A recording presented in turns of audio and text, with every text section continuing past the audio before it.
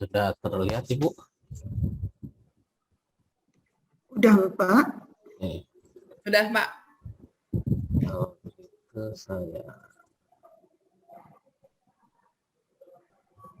saya mulai ya Ibu. Ya Pak, silakan.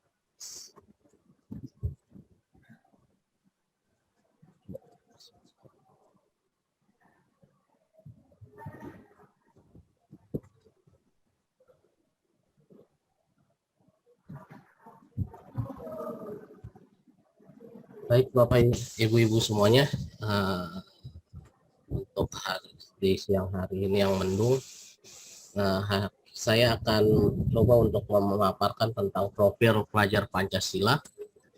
Sebelum kita mulai mengenai pemaparannya, alangkah lebih baiknya jika kita awali kegiatan kita dengan mengucap Bismillahirrahmanirrahim. Bismillahirrahmanirrahim. Oke.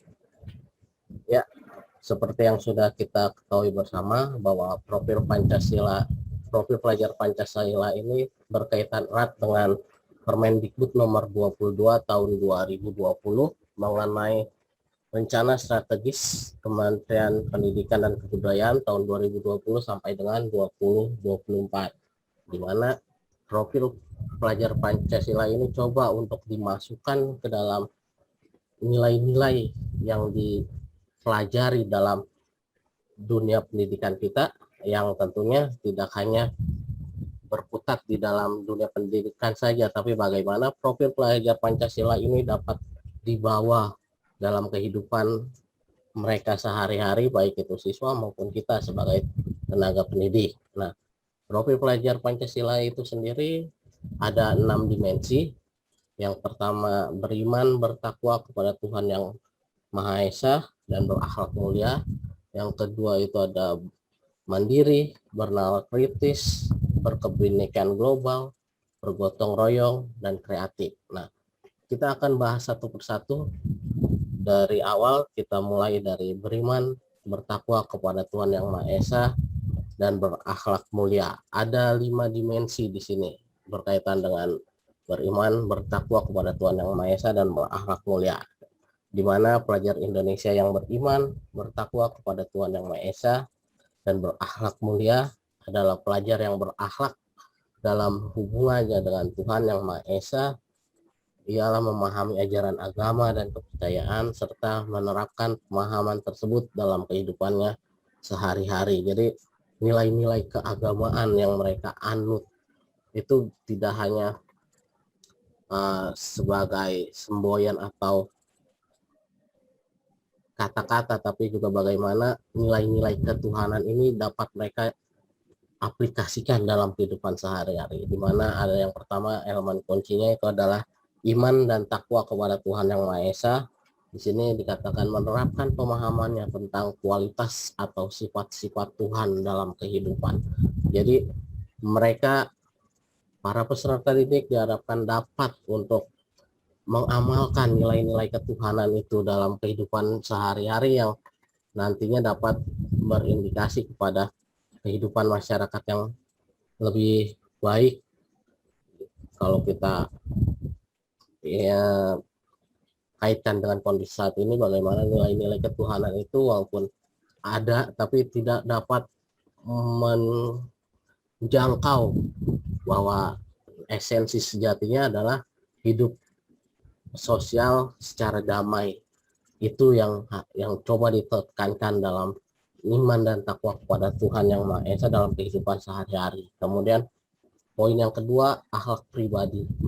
Di sini dikatakan menyadari bahwa menjaga dan merawat diri penting dilakukan bersamaan dengan menjaga dan merawat orang lain dan lingkungan sekitarnya.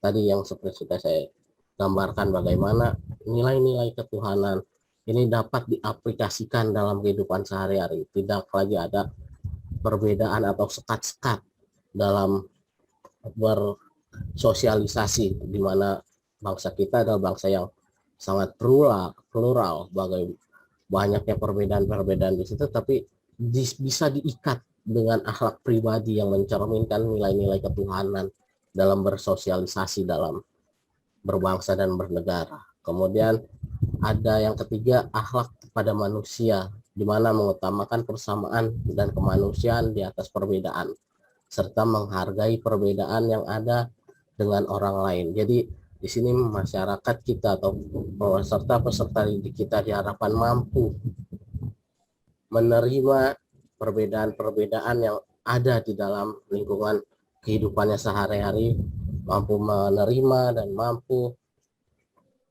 melakukan sosialisasi dengan baik tanpa adanya sekat-sekat penggolongan-penggolongan tertentu yang selama ini sangat marak terjadi dalam masyarakat kita, sehingga nilai-nilai beriman dan ketuhanan ini diharapkan peserta didik kita mampu mengaplikasikannya dalam kehidupan sehingga menghadirkan kehidupan sosial yang lebih damai dan lebih tenang dalam bermasyarakat. Yang keempat adalah akhlak kepada alam, menyadari pentingnya merawat lingkungan sekitarnya sehingga tidak merusak atau menyalahgunakan lingkungan alam agar alam tetap layak huni oleh seluruh makhluk hidup saat ini maupun generasi yang akan datang. Ini juga tidak berkaitan lagi dengan kondisi saat ini. Jadi di mana banyak sekali fenomena-fenomena perubahan alam yang terjadi oleh tingkah laku manusia, sehingga diharapkan akhlak kepada alam ini dapat menyadarkan pada para peserta didik kita bahwa kita bagian dari alam, sehingga kita harus dapat menjaga lingkungan kita sebaik mungkin agar tidak terjadi hal-hal yang merugikan bagi kita sendiri sebagai manusia. Kemudian yang kelima adalah akhlak bernegara, yaitu memahami serta menunaikan hak dan kewajibannya sebagai warga negara yang baik, serta menyadari perannya sebagai warga negara. Jadi peserta didik kita ini sadar posisinya bahwa mereka adalah bagian dari negara ini, sehingga contoh konkretnya adalah ini sering ditemui dalam beberapa kegiatan upacara di sekolah saya.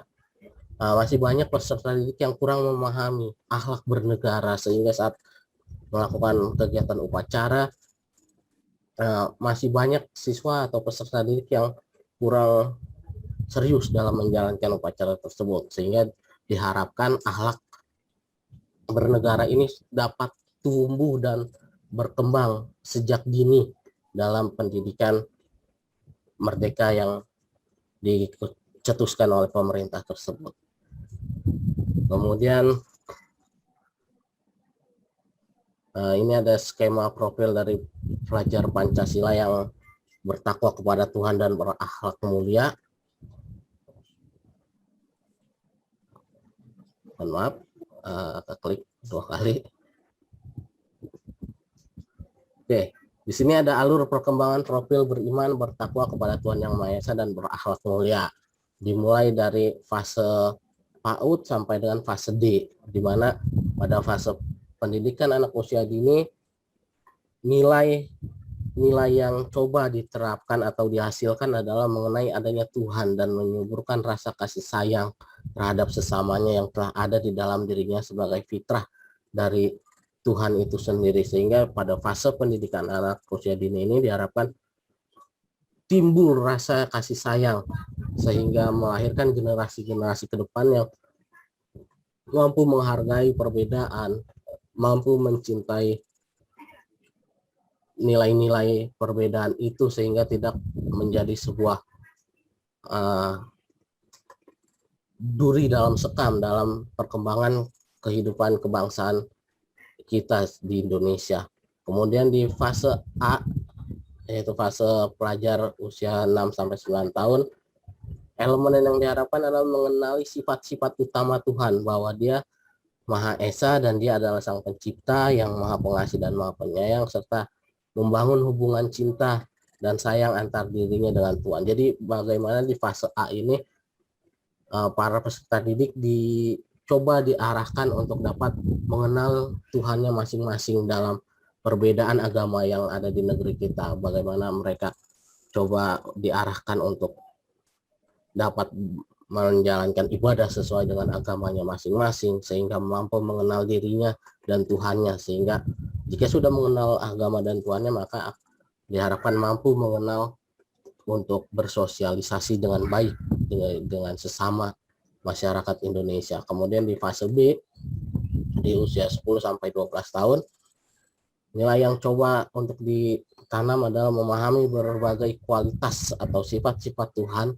yang diutamakan dalam kitab suci agama masing-masing dan menghubungkan kualitas-kualitas positif Tuhan dengan sikap pribadinya, serta meyakinkan firman Tuhan sebagai kebenaran. Jadi bagaimana pada tingkat ini peserta didik sudah diajarkan bagaimana memahami kitab suci mereka, karena di dalam seluruh kitab suci tidak ada yang mengajarkan tentang kekerasan. Jadi seluruh agama atau kitab suci pasti mengajarkan cinta kasih, sehingga jika sudah memahami tentang kitab suci dan ajaran agamanya, maka diharapkan nilai-nilai itu terbawa dalam tindakan mereka sehari-hari, baik itu di sekolah maupun di lingkungan masyarakat. Kemudian fase yang C, yaitu usia 13 sampai 15 tahun, di mana memahami kehadiran Tuhan dalam kehidupan sehari-hari serta mengaitkan pemahamannya tentang kualitas atau sifat-sifat Tuhan dengan konsep peran manusia di bumi sebagai makhluk Tuhan yang bertanggung jawab. Dengan kata lain, di sini peserta didik diharapkan mampu memiliki nilai tanggung jawab berdasarkan dengan agama kepercayaan mereka masing-masing, di mana setiap manusia dilahirkan dengan perannya masing-masing di dunia untuk dapat bekerja sama dan saling gotong royong dalam membantu dan mengembangkan kehidupan bermasyarakat dan bernegara. Kemudian di fase yang terakhir, yaitu usia 16 sampai 12 tahun, diharapkan menerapkan pemahaman tentang kualitas atau sifat Tuhan dalam ritual ibadah, baik ibadah yang bersifat personal seperti sholat, puasa dan lain-lain, maupun ke sosial dalam kehidupan sehari-hari. Jadi pada fase ini peserta didik diharapkan sudah dapat mampu meningkatkan kualitas keagamaannya, sekaligus juga mampu meningkatkan kehidupan sosialnya dalam kehidupan berbangsa dan bernegara. Kemudian kita ke poin yang kedua, yaitu berkebinekaan global, di mana pelajar Indonesia mempertahankan budaya luhur, loyalitas dan identitasnya, dan tetap berpikiran terbuka dalam berinteraksi dengan budaya lain, sehingga menumbuhkan rasa saling menghargai dan kemungkinan terbentuknya budaya baru yang positif yang tidak bertentangan dengan nilai-nilai luhur bangsa Indonesia. Ini juga berkaitan dengan cita-cita pendidikan yang dikemukakan oleh Ki Hajar Dewantara, bagaimana manusia itu dapat berkembang tapi tanpa melupakan jati diri budayanya, sehingga manusia Indonesia diharapkan ke depannya mampu berinteraksi dengan berbagai unsur kehidupan sosial yang ada di dunia ini, tapi tanpa melepaskan identitas kebangsaannya, sehingga memiliki kecerdasan, juga memiliki kebudayaan yang asli, tanpa ada, kalau sekarang mungkin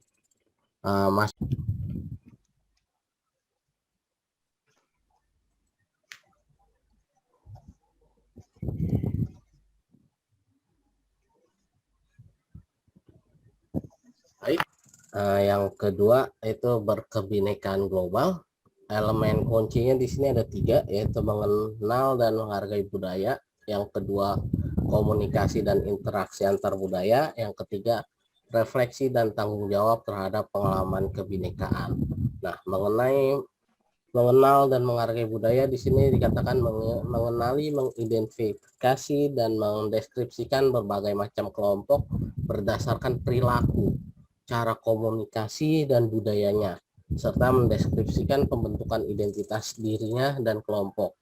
Juga menganalisis bagaimana menjadi anggota kelompok sosial di tingkat lokal, regional, dan global. Jadi di sini dikatakan bahwa peserta didik dibiasakan untuk menjadi bagian dari sebuah kelompok, dari sebuah budaya tertentu, tapi tidak meninggalkan budaya atau nilai-nilai kebudayaan yang telah dimilikinya. Nah, kemudian ada komunikasi dan interaksi antar budaya. pelajar Indonesia berkomunikasi dengan budaya yang berbeda dari dirinya secara setara dengan memperhatikan, memahami, menerima keberadaan dan menghargai keunikan masing-masing budaya sebagai sebuah kekayaan perspektif sehingga terbangun kesalingpahaman dan empati terhadap sesama. Jadi di sini peserta didik diajarkan bagaimana bisa menerima perbedaan-perbedaan tersebut saat dia melakukan komunikasi dengan orang-orang yang berbeda dengan dirinya, sehingga terbangun rasa saling kepahaman dan memiliki rasa empati yang tinggi terhadap sesama manusia dalam kehidupan sehari-hari yang akan dia bawa. Kemudian refleksi dan tanggung jawab terhadap pengalaman kebinekaan. Secara reflektif memanfaatkan kesadaran dan pengalaman kebinekaannya agar terhindar dari prasangka dan stereotip terhadap budaya yang berbeda. Jadi di sini dengan dibiasakannya peserta didik dengan perbedaan-perbedaan yang dimiliki baik dirinya dengan teman-temannya, sehingga menjauhkan namanya nilai-nilai stereotip dari kebudayaan yang lain, sehingga tidak menimbulkan yang disebut dengan etnosentrisme dan juga kebanggaan terhadap suku dan daerah yang berlebihan, sehingga masyarakat atau peserta didik kita dapat berbaur dengan masyarakat dan kebudayaan yang berbeda-beda. Jadi tidak ada sok budaya gitu di dalam menghadapi saat dia bertemu dengan teman-teman dari budaya yang berbeda. Mungkin saat kalau di Jakarta mungkin sangat plural ya Bu. Jadi dengan banyaknya siswa-siswa atau peserta didik dari berbagai macam daerah ada di Jakarta. Tapi saat dia mungkin keluar dari Jakarta mungkin akan menemui satu golongan atau kelompok masyarakat yang lebih dominan dari dirinya, sehingga dia bisa beradaptasi nanti dengan merefleksikan dan tanggung jawab pengalaman kebinekaannya itu. Kemudian yang ketiga dari pelajar Pancasila adalah gotong royong, di mana pelajar Indonesia memiliki kemampuan gotong royong, yaitu kemampuan untuk melakukan kegiatan secara bersama-sama dengan sukarela agar kegiatan yang dikerjakan dapat berjalan lancar, mudah, dan ringan. Nah, gotong royong ini seperti yang sudah diajarkan oleh nenek moyang kita, bahwa jika segala sesuatu dikerjakan bersama-sama akan menghasilkan sesuatu yang baik dengan beban yang sangat rendah. Jadi mereka dapat menghasilkan sebuah karya tanpa terlalu capek untuk proses mendapatkannya. Nah, ada 3 elemen kunci dalam gotong royong. Yang pertama adalah kolaborasi, kepedulian, dan berbagi. Nah, kolaborasi di sini bekerja sama dengan orang lain disertai perasaan senang ketika berada bersama dengan orang lain dan menunjukkan sikap positif terhadap orang lain. Jadi peserta didik di sini diarahkan untuk dapat melakukan kerjasama dengan teman-temannya yang menghasilkan sesuatu yang positif dengan input maupun output yang positif nanti ke depannya. Jadi tidak ada lagi mungkin kalau beberapa tahun belakang mungkin masih ada yang namanya tawuran di Jakarta atau di daerah lain, tapi dengan kolaborasi ini diharapkan budaya-budaya yang negatif itu bisa ditinggalkan oleh kita menuju masyarakat budaya yang lebih baik sebagai profil pelajar Pancasila yang dapat bekerja sama dengan siapapun, dengan identitas manapun, sehingga menghasilkan hasil yang positif. Nah, kemudian yang kedua ada kepedulian, memperlihatkan dan bertindak proaktif terhadap kondisi atau keadaan di lingkungan sosial. Jadi di sini gotong royong menghadirkan nilai lebih terhadap para peserta didik agar peka terhadap lingkungannya, sehingga mereka dapat menyaring berbagai informasi yang mereka dapat. Apakah informasi yang mereka dapat itu sesuai dengan fakta, ataupun informasi yang dia dapat bisa dia tolak karena bagian dari sebuah berita yang tidak benar. Nah, ini diharapkan dengan adanya kepedulian terhadap sosial lingkungan sekitarnya, sehingga peserta didik dapat meningkatkan rasa empati di dalam kehidupan sehari-harinya. Kemudian ada yang ketiga itu berbagi, memberi dan menerima segala hal yang penting bagi kehidupan pribadi dan bersama, serta mau dan mampu menjalani sumber daya ruang yang ada di masyarakat secara sehat. Jadi di sini peserta didik diharapkan dapat berbagi. Jadi tidak melahirkan generasi yang individu, tapi dapat melahirkan generasi yang mampu secara alami dengan tindakan bawah sadarnya maupun dengan sadarnya bisa membantu orang lain dalam melakukan kegiatan yang positif. Jadi masyarakat Indonesia kembali kepada jati diri luhur bangsanya, yaitu masyarakat yang mampu bekerja sama atau bergotong royong dalam kehidupan sehari-hari. Kemudian yang selanjutnya ada mandiri. Ada dua elemen kunci di sini. Ada kesadaran akan diri dan situasi yang dihadapi, dan juga regulasi diri. Nah, pelajar Indonesia merupakan pelajar mandiri, yaitu pelajar yang bertanggung jawab atas proses dan hasil belajarnya. Jadi pelajar Indonesia ini dapat bertanggung jawab saat dia memulai kegiatannya, dan juga dapat bertanggung jawab terhadap hasil yang dia kerjakan.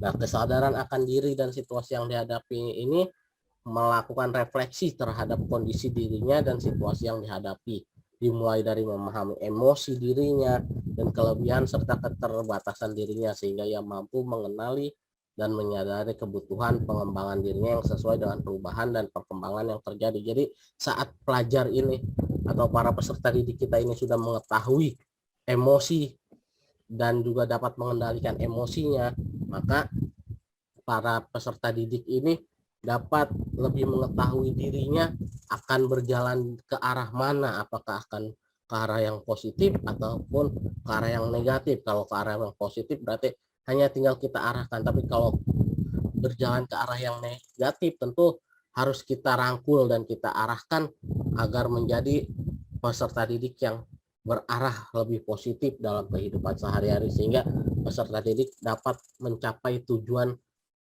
dalam hidupnya yang menjadi lebih baik tentunya saat sudah dalam kehidupan bermasyarakat. Kemudian regulasi diri, mampu mengatur pikiran, perasaan, dan perilaku dirinya untuk mencapai tujuan belajarnya. Nah, kalau masih dalam dunia pendidikan berarti mereka mampu mengatur segala tindakan mereka untuk mencapai tujuan pembelajaran yang efektif tentunya, dengan mungkin tadi dengan fase mulai dari fase D sampai fase E dan F. Mungkin mereka tahu saat mereka mampu mengatur pikirannya, mereka tahu tujuan mereka belajar itu untuk apa, sehingga saat mereka setelah lulus dari pendidikannya, mereka mampu bermanfaat bagi masyarakat dan lingkungannya. Kemudian selanjutnya ada bernalar kritis. Ada 4 elemen kunci di sini. Yang pertama adalah memperoleh dan memproses informasi dan gagasan. Kedua, menganalisis dan mengevaluasi penalaran. Ketiga, merefleksi pemikiran dan proses berpikir. Serta yang keempat, mengambil keputusan. Nah, di sini pelajar yang bernalar kritis mampu secara objektif memproses informasi baik kualitatif maupun kuantitatif untuk membangun keterikatan antar berbagai informasi dan menganalisis informasi tersebut, serta ya terakhir dapat menyimpulkan dari informasi tersebut. Nah, di sini siswa diharapkan memiliki rasa keingintahuan dengan mengajukan pertanyaan-pertanyaan yang relevan yang berkaitan dengan kondisi sosial masyarakat atau kondisi yang sedang mereka hadapi, sehingga dengan memiliki rasa ingin tahu, maka nalar berpikir mereka akan lebih terpacu untuk menghasilkan sebuah keputusan. Seperti contohnya mungkin dengan beberapa tahun atau beberapa bulan ke belakang itu mungkin terkait dengan berita hoax tentang virus corona atau bagaimanapun, mereka dapat menerima informasi tersebut, mereka menganalisis, mereka memilah-milah mana informasi yang benar, mana informasi yang tidak, sehingga mereka dapat mengambil keputusan dalam kegiatan mereka sehari-hari berkaitan dengan pandemi virus corona ini. Yang kedua, menganalisis dan mengevaluasi penalaran. Dalam pengambilan keputusan, menggunakan nalar sesuai dengan kaidah sains dan logika dalam mengambil keputusan, dan tindakan dengan melakukan analisis serta evaluasi dan gagasan informasi yang ia dapatkan. Tadi yang saya bilang bahwa peserta didik ini diharapkan mampu memilah-milah informasi yang dia dapat, sehingga mereka mampu merefleksikan dan mampu memproses informasi tersebut. Sehingga melakukan refleksi terhadap berpikir itu sendiri dan berpikir mengenai bagaimana jalannya proses berpikir tersebut, sehingga ia sampai pada sebuah kesimpulan untuk kebaikan dirinya, seperti itu. Kemudian ada kreatif di sini. Ada dua elemen kunci dari kreatif, yaitu menghasilkan gagasan yang orisinil dan menghasilkan karya dan tindakan yang orisinil. Jadi di sini pelajar yang kreatif mampu memodifikasi dan menghasilkan sesuatu yang orisinil, bermakna, bermanfaat, dan berdampak dalam masyarakat tentunya. Nah, yang pertama, menghasilkan gagasan yang terbentuk dari hal paling sederhana seperti eksperimen pikiran dan atau perasaan sampai dengan gagasan yang kompleks, untuk kemudian mengaplikasikan ide baru sesuai dengan konteksnya guna mengatasi persoalan dan memunculkan berbagai alternatif penyelesaian. Sehingga di sini dikatakan bahwa pelajar Indonesia itu harus dapat memiliki gagasan untuk menyelesaikan sebuah permasalahan dalam kehidupannya, baik sebagai pelajar maupun nanti sebagai anggota masyarakat, sehingga saat mereka menemui kesulitan-kesulitan, mereka dapat menyelesaikan masalah tersebut dengan gagasan yang asli atau orisinil dari pemikiran mereka tentang kondisi keadaan dan hasil dari penyelesaiannya. Yang kedua yaitu menghasilkan karya dan tindakan yang orisinil.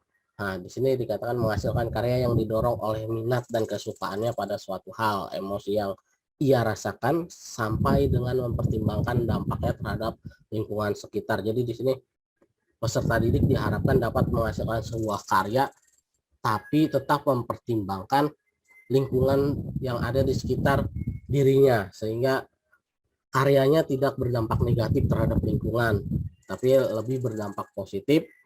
Misalnya mereka membuat sebuah inovasi dalam lingkungan seperti alat kebersihan. Nah, bagaimana alat kebersihan itu tidak hanya bisa dimanfaatkan oleh dirinya, tapi juga bisa dimanfaatkan oleh lingkungannya, terutama alat kebersihan yang contohnya alat cuci tangan. Mungkin alat cuci tangan dari bahan daur ulang seperti itu, sehingga bermanfaat untuk lingkungannya di tengah pandemi seperti ini, dan juga bermanfaat untuk dirinya dalam menjaga kesehatan pribadi. Sampai sini, terima kasih atas perhatiannya. Mungkin ada yang ingin ditanyakan? Buat saya cukup jelas Pak Irhas, jadi tidak ada pertanyaan. Terima kasih. Terima kasih. Kalau begitu saya akhiri pertemuan kita hari ini. Assalamualaikum warahmatullahi wabarakatuh. Waalaikumsalam warahmatullahi wabarakatuh. Terima kasih Pak Irhas ilmunya. Sama-sama Ibu.